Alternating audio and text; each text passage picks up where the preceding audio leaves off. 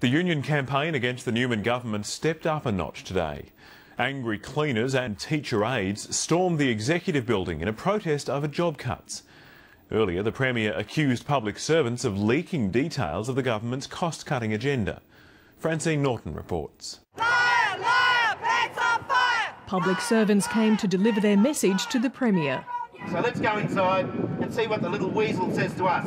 And when they tried to deliver it personally, security was caught off guard.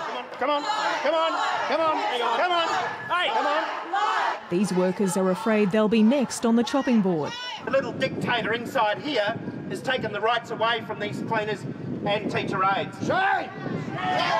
It could be a taste of things to come, as unions vow to stick it to the government. Campbell Newman, if you think we're going to go quietly, you've got another thing coming. You've picked the biggest fight that you've ever had. One cleaner travelled from Townsville to speak to the Premier about her plight. He told us we had nothing to fear. All we live in is fear now. Well, look, I've got things to do today. Campbell Newman faced his first media conference this week, and he used it to take aim at public servants for creating anxiety. Frankly, my ministers can't even ask for a briefing on options without somebody choosing then to inappropriately leak it.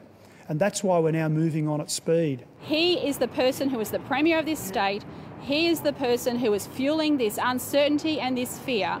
And people have a right to know if their job is staying or if their job is going. The Premier admits he's received hundreds of complaints, but says he's still got the backing of the electorate. People are saying to us, we understand you have to make tough decisions.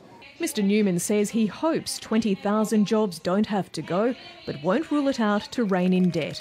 Because the alternative is that every man, woman and child in Queensland would have to pay an extra $1,000 tax this financial year alone to balance the books.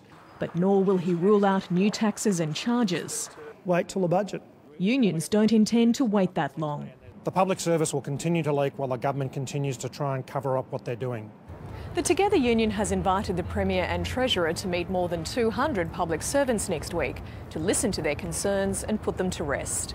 Sit down face to face and look the people in the eye who they're going to sack and explain to them why their jobs have to go. That's if workers don't come calling again before then.